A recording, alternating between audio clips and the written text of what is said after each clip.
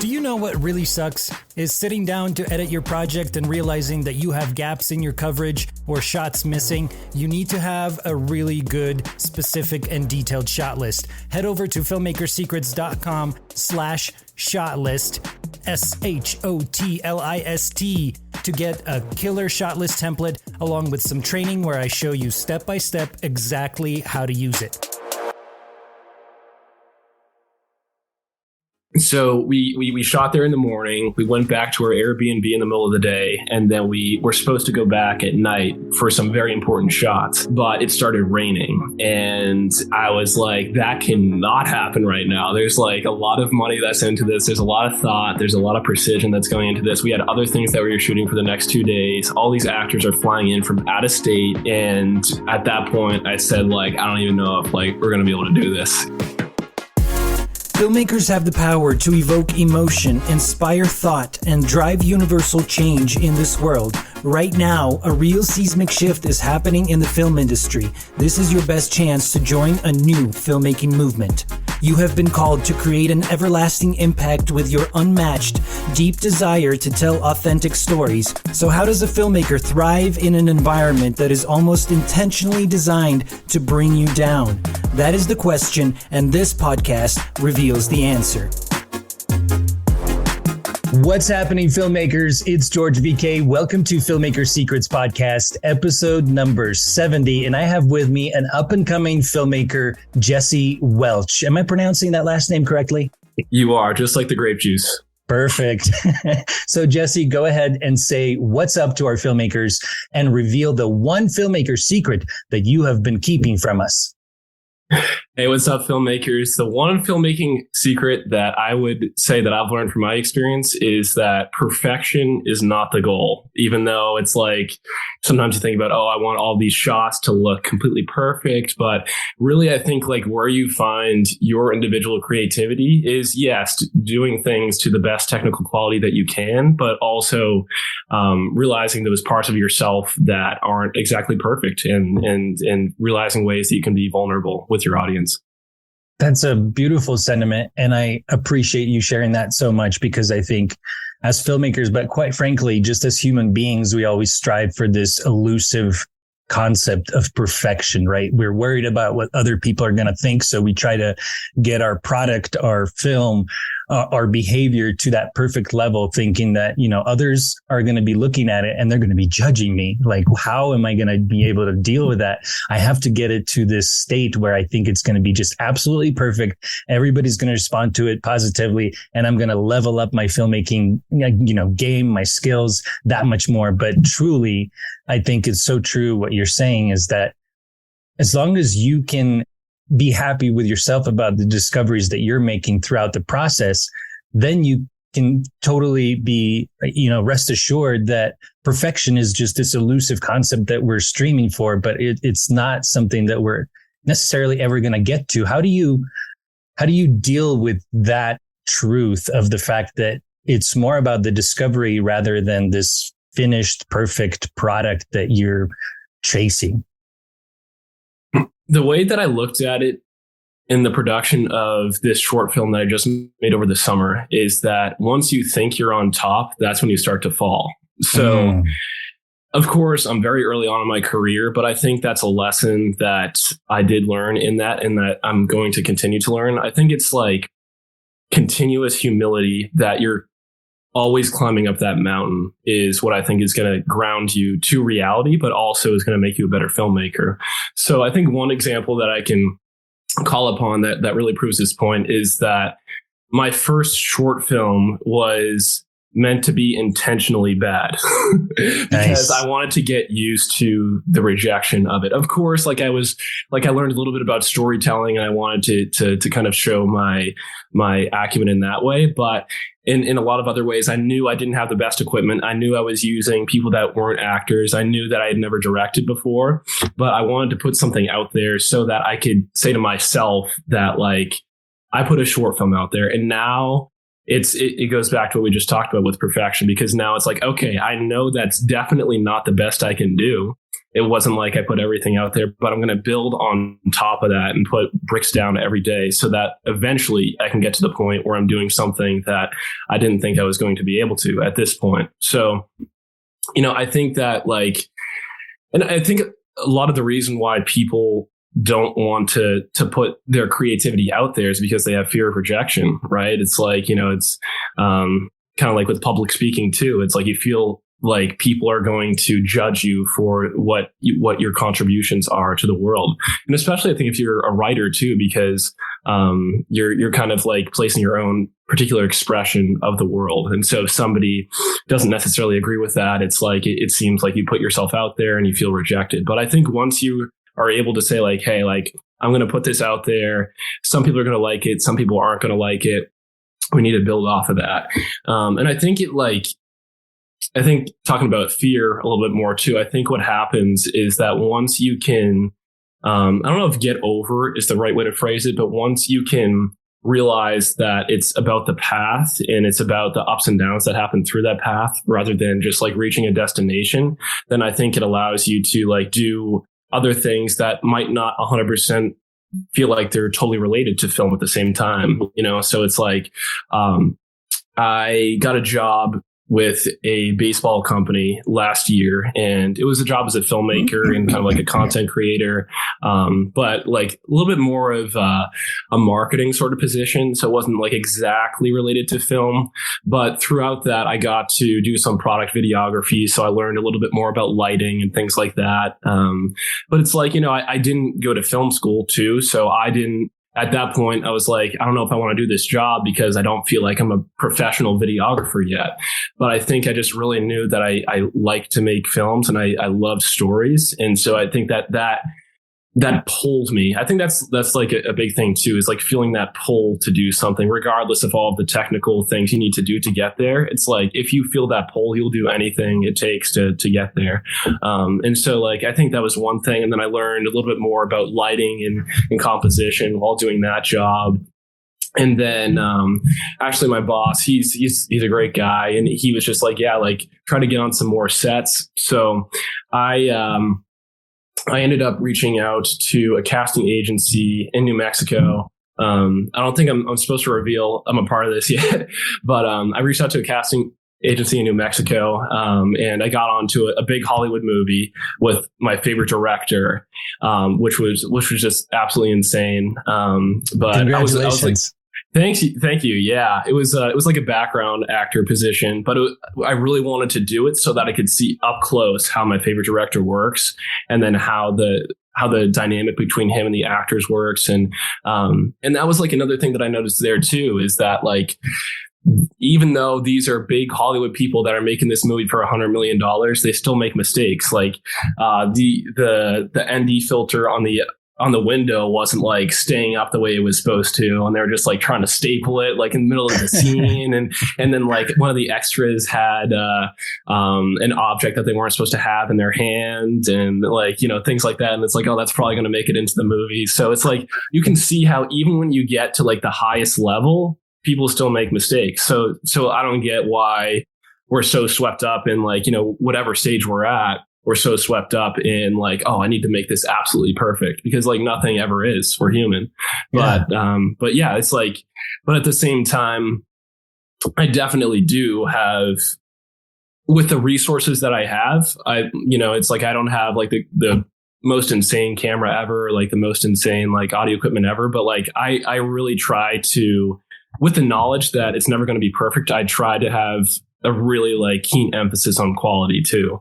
And so like, I just try to use, because, like I haven't really rented a whole lot of equipment. So there's that type of thing. But I think I wanted to get a little bit more into how like you can use your creativity with lower budgets too. Do you mind if we get into that? Oh yeah, we're definitely going to touch on that. Yeah. I wanted to kind of quickly track back and pause you there, because sure, there's a lot to unpack there, and you mentioned a lot of really good points. The very first one being is that truly, that grand sense of self-awareness. Like, you're going to suck at first. That was one of the first things you said just a few minutes ago. the fact that you wanted to intentionally suck shows that you were just striving for imperfect action. You knew that it wasn't going to be perfect. It was actually probably going to be bad. Let's face it, like all of our, nope. 99% of filmmakers don't come out with their first short film going to Sundance, right? Or getting sold or getting that next step in their career. It is about sucking at first. That is a necessary step in this whole film industry in order to start leveling up, because you learn from those mistakes. So that's amazing. Now, speaking to that sort of hustle, let's just quickly touch on how we got connected, because this is the first time I've had someone reach out to me on LinkedIn, and in that way of, we have never spoken before. You and I were strangers just before the call. So talk me through that. Talk me through your thought process of how you got on the podcast. Sure. So I have a marketing background. That's mainly what I do for the full-time job that I have right now. So I always had in my mind that I wanted to market myself through filmmaking. So of course I want to, make the best films I possibly can, but I realized that you could do all this work making a film, but if you don't do a good enough job of telling your story, and that's what we're trying to do with the films. But I think what I'm trying to do is tell my story of making these films. So I've been doing behind the scenes content. I've been reaching out to different types of people. I've been reading books. I've been reaching out to those authors. And I feel like I'm in this continuous pursuit of trying to, level up as a filmmaker, but also level up in terms of the marketing of what I'm doing. So I was looking into a few podcasts concerned with filmmaking, and actually the sound editor of my film, he's written and directed some other films too, and he has said that that has helped him to promote his product, is getting onto podcasts, and so I just kind of listened to his advice, and then found yours, and I thought it looked like a podcast with some great topics, and so I reached out to you on LinkedIn, and now we're connected. And I think that's I'm realizing more and more too that's what the business is making connections and just really treating people with respect and collaborating with them too, because it's you can do so much more when you work with somebody than if you just stay so isolated. But yeah, I think that's the main reason why I reached out, is that I want to make impacts with the films that I create.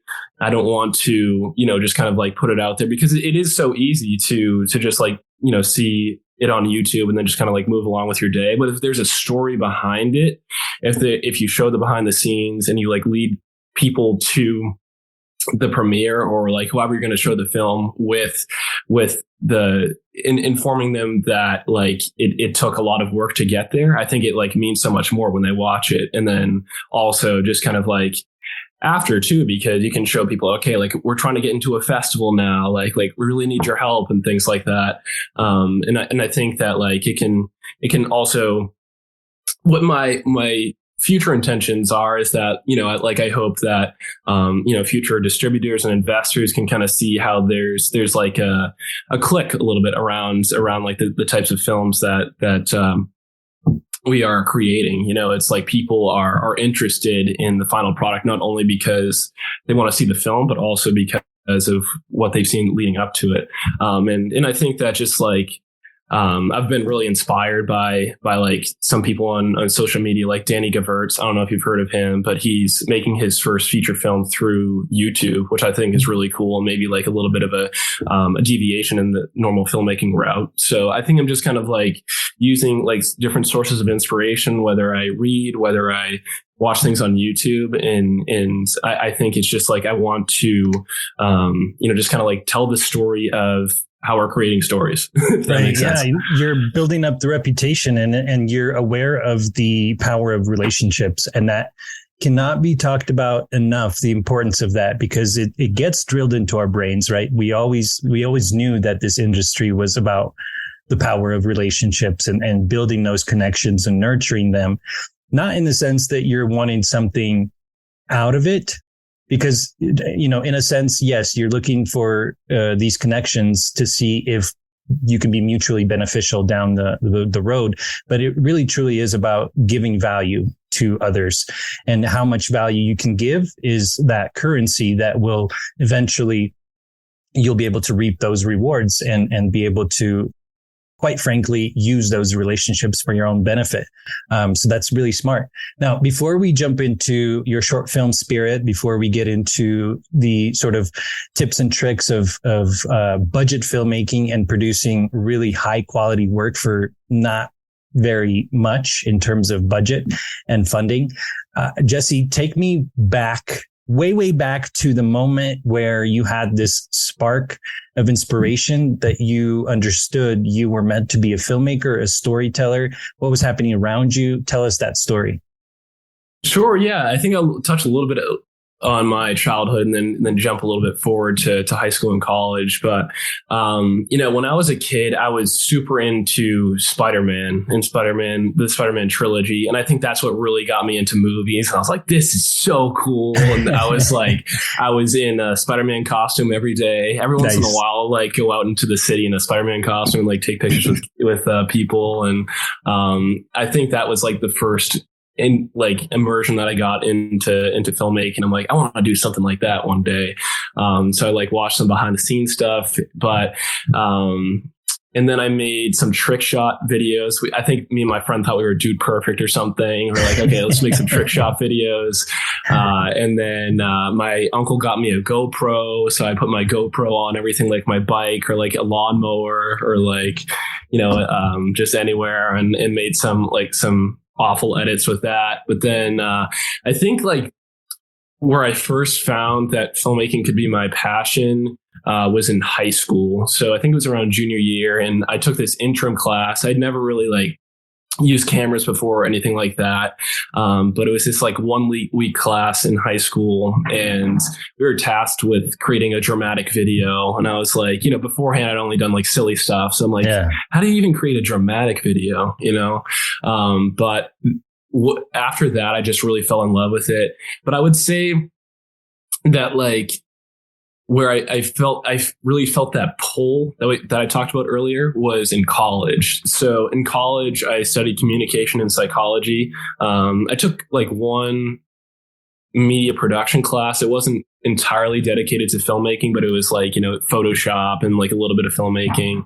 And then also I took this class, it was just called media studies. And we really like dove into storytelling and like the Campbellian monomyth and things like that. And that I think was where I really fell in love with stories. And that's what, no matter what type of equipment I have or what type of, actors I have or anything like that, like I just really want to tell stories. And I think that there's a couple of reasons for that, I think that stories have been, so monumental in history because they allow us to relate to each other. They allow us to understand somebody's point of view. They also allow us to discover truths that we can find through our experiences. And then that was, I think, and then Spirit in a lot of ways is about stories. It's about our infatuation with stories. And so give me the log line for Spirit. Yeah, let's get into it. Yeah. So I don't know if I have an official log line, but basically like what it's about is this young boy is thrust into this like really moon-like atmosphere. We can kind of go into where I shot it, but it's like it's supposed to feel otherworldly and dreamlike. And then what the first thing that this guy sees is a water bottle in the sand. And so he's like, he's kind of like been out in the desert for a while. Like before we jump into the film, he's kind of been out in the desert for a while and he's trying to figure out what the heck is going on. He doesn't have his memory. And he's like kind of thirsty. So he reaches for the water bottle, and then all of a sudden he's taken into this completely different place. And so basically he has to, throughout the story, figure out why he's in this place by the objects that are in the sand. So So he's basically trying to discover and find his way through his mind, through whatever it is. It's not necessarily clear. I watched the film, and congratulations on getting it finished. I think it's a great little story and a cool little jumping point too, because you mentioned previously before we started recording that you are potentially wanting to make this into a feature film. And I think it lends itself well to that. And there's some just great, filmmakers, go ahead and just check it out. It's a short film. It's not going to take you, I think it's like 7-8 minutes. It's 12 minutes. Yeah. 12 minutes. It's not, It won't take you a long time to get through, but you'll get some really interesting transition elements and ideas that you can potentially borrow and steal from Jesse here in the future, because that is the kind of stuff that I think elevates any sort of film. No matter what camera you have, no matter how many crew members you have, there are some really fun transitions going from this sort of sand, like you said, moon-like world, this desert. And then there's I can't remember. I think I counted about 5 or 6 different match cut transitions on action, but we are completely thrown and thrust into a different location, which I think is such a brilliant way to follow along with this character's their condition, their current state of being, of how when they're transported simply by touching the object into a different location, us as the audience, we feel for that character because we are trying to discover exactly what is happening at the same time that our protagonist is. So tell me, what was the one element that, what is it about directing? Was it about breaking down the script or working with the actors? What was that one thrive, like the thing that you were like, I absolutely love filmmaking, you know what I mean? Like, talk about that one thing that got you thinking, like, maybe it was a moment, maybe it was like a very specific point in time that gave you this, that filled you up with this passion for filmmaking throughout that process. Yeah, I think that really happened for me as I was writing it, because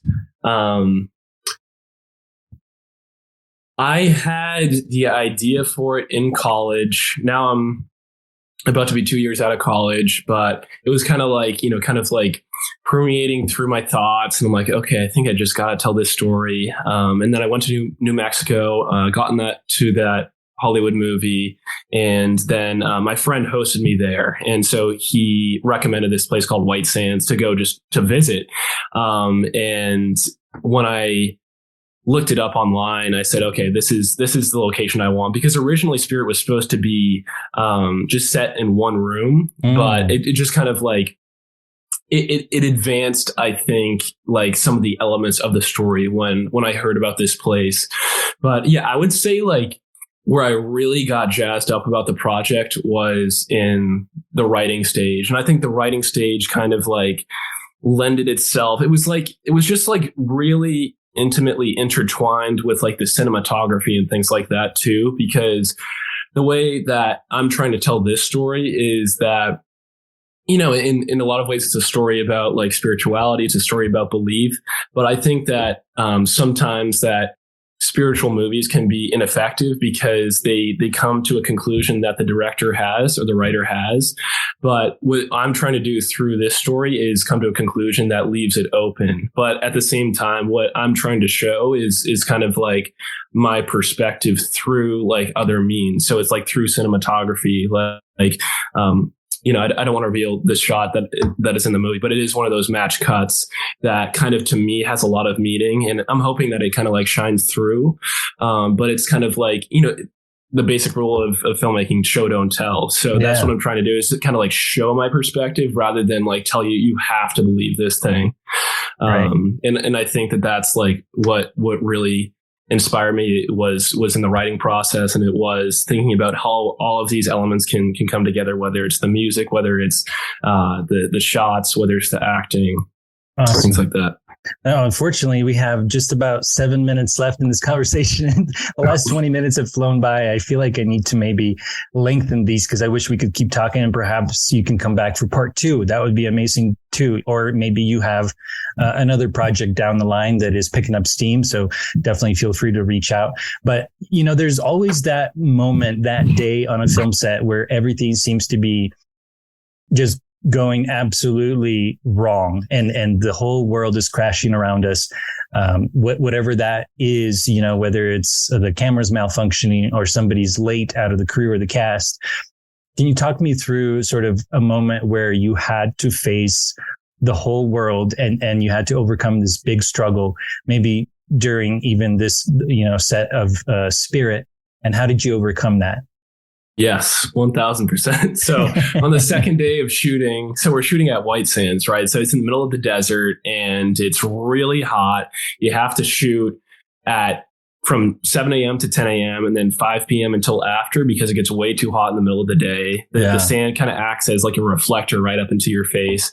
And so like that was difficult in and of itself. But then so we shot there in the morning. We went back to our Airbnb in the middle of the day, and then we were supposed to go back at night for some very important shots, but it started raining, and I was like, that cannot happen right now. There's like a lot of money that's into this. There's a lot of thought. There's a lot of precision that's going into this. We had other things that we were shooting for the next 2 days. All these actors are flying in from out of state, and at that point, I said, like, I don't even know if like we're going to be able to do this, and like, man. It was just like, the story is going to be incomplete and I'm going to disappoint everybody that wanted to see this project happen.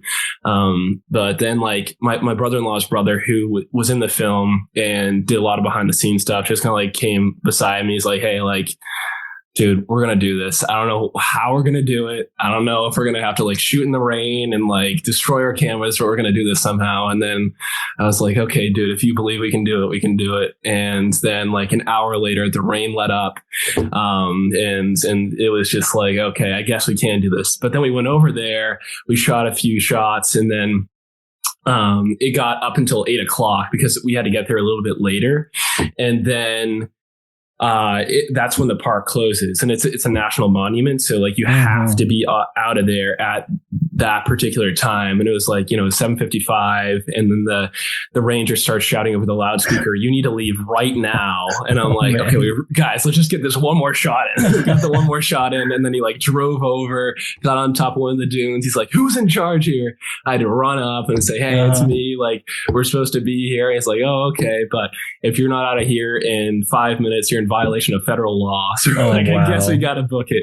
But I think it's like, it's that type of adversity that it's like, obviously you want to be respectful and you want to make sure that you leave on time and things like that. But then like, I think it relates to like the rain and stuff like that too, in that there's going to be always sources of opposition that like don't want you to make this movie. But I think if you feel that pull by something, and for me, it's something that's not technical. I just use, cameras and stuff like that as like kind of like instruments to the story that I want to tell. But as long as you're like convinced enough that this story needs to be told, then I think like anything, you'll do anything to get it done.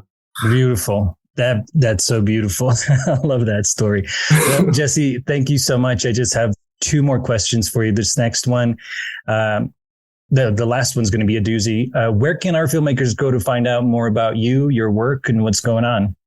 Sure. Yeah. So I've got an Instagram, TikTok, and YouTube that I use a lot. On Instagram and TikTok, my name is Jesse, Jesse, Radiant Media, radiant like the sun. And then I'm on YouTube as Jesse Welch. Should be able to find me pretty quickly. But yeah, that's your where website is radiantmediaprod.com. I'll make sure to have all of these links in the show notes. And filmmakers, please go ahead, check them out. Support your independent filmmaking peers, because that is how we can all level each other up and help each other out. So go ahead and watch The Spirit. It is out now. I'll have the link to that as well. Jesse, I have one final question for you. What is your deserted island movie? So if you were stuck on that in that national park overnight when you weren't supposed to be, but you had a VHS player and one VHS tape, what would that be? Inception, undoubtedly. That's Nice. part of that was one of the movies that inspired this film. I'm a big Christopher Nolan fan. And I actually met the author of his a book that was written about him, and I met the author. So I'm just like super inspired by his films. I could watch that 100 times in a day and not get over it. I mean, I love that movie so much. The brain power that guy has, it's just insane. It's just genius. Oh, he really, really is. And I'm so inspired by that. But the thing is, he doesn't think he's a genius. Like that's one of the things that guy is. It's by Tom Schoen, the Nolan Variations. If your viewers want to check it out. But basically, like, he always says that he doesn't intend for his films to be complex, which is what I find really interesting. But yeah, I think what I want to do with my films is kind of be inspired by things like Inception, and create things that are kind of like emotionally centered and make sense, but also kind of like have some like, you know, puzzling elements at the same time that like really make you engaged. So Beautiful. I think Inception would be the desert island movie that I would watch all the time. That's awesome. Yeah, the films that make you really think and get introspective about life and the human condition. That's awesome. All right. Well, Jesse, this has been absolutely wonderful. Best of luck to you in your future endeavors. Thank you so much for being on the Filmmaker Secrets podcast. Sweet. Thank you so much.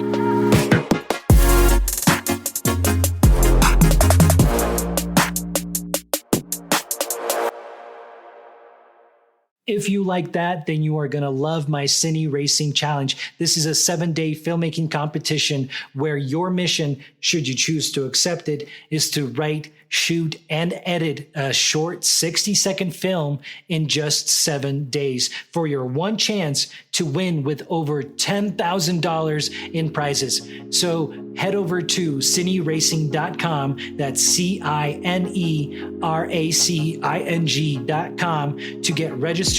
Spots are filling up fast and the timer is ticking before the next Cine Racing Challenge launches. So be sure to head over to cineracing.com right now to get registered. I'll see you over there.